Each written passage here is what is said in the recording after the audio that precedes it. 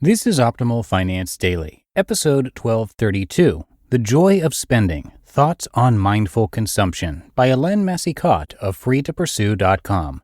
And I'm Dan, I'm your host, and welcome to Optimal Finance Daily, where I read to you each and every day from some of the best personal finance blogs on the planet. Happy Friday, hope you are having a great weekend.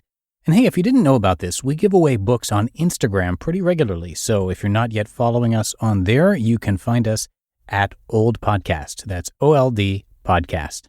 But for now, let's get to today's post as we optimize your life. The Joy of Spending, Thoughts on Mindful Consumption by Helene Massicotte of freetopursue.com. I've had some feedback lately about my post titled More is Less. The intention with that post is not to punish myself for my consumption, far from it. The point of the no-buy challenge is to get in touch with what is far more satisfying than standard consumerism, mindful consumption. The challenge I've given myself of not buying material things until the end of August 2018 is not to save money, though that will certainly be a nice side effect to the behavior. The purpose of this challenge is to successfully reset my consumption patterns toward what is meaningful to me and my household.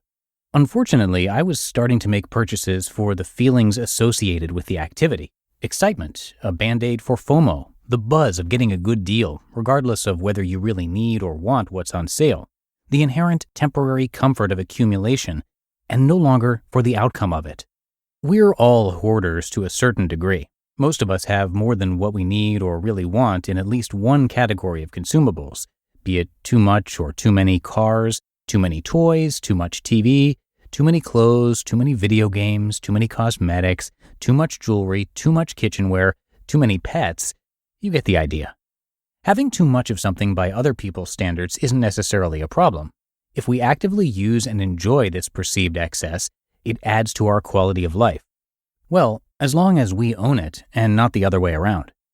If we really enjoy what we own and derive daily or weekly pleasure out of it, it's accretive to our quality of life. I guess you could say it's offering a positive return on investment, ROI, despite the depreciation and eventual obsolescence of the given item or items. How can we determine whether purchases we've made are delivering a positive ROI? 1, we still feel good about them. 2, we invest time and effort into them by maintaining, using, even sharing them. And 3, we believe that losing them, by giving them away, selling them, trading them, or having them stolen, would have an impact on our happiness on a day-to-day basis. Unfortunately, if we get real with ourselves, a lot of what we own doesn't give us the warm fuzzies.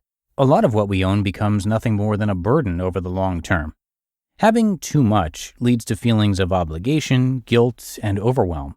In short, they inevitably lead us to experience a long-term consumption hangover. Here are a few examples. Did we really need to buy the item we liked in every single color available? Are we really going to use all of them? Did we really need to buy that power tool if we only require it for a single job? Would we have been better to try to borrow or rent instead? Do we really have time to enjoy this recreational vehicle when we work 6 days a week, or did we buy it just because we like the idea of free time it represents? In order to avoid the snowballing of the problem, I find it useful to do 2 things. 1, do some purging from time to time, and 2, go on a no-buy. Either or both of these activities can be the vehicle that helps us wake up and ask the necessary questions. When I choose to spend money, what's the biggest bang for my buck? Hint, I'm not talking about sale price. When I choose to let go of something, how does it make me feel? What purchases over the last few years have been the most rewarding? Why? What is it that I can get rid of that will restore the spring in my step? What planned purchase do I need to rethink now that I have more clarity about what and how I've been consuming? All of these questions are essential to good consumption. Some might say that it takes time and effort to go through these types of introspective exercises. To that type of objection, I would say that consumption requires a great deal more time and effort. Yes, even when it's done online. Acquiring consumable goods has no upside when it's done for the sake of acquiring. But it, along with divesting, has major upside when it's done for the purpose of living our best life.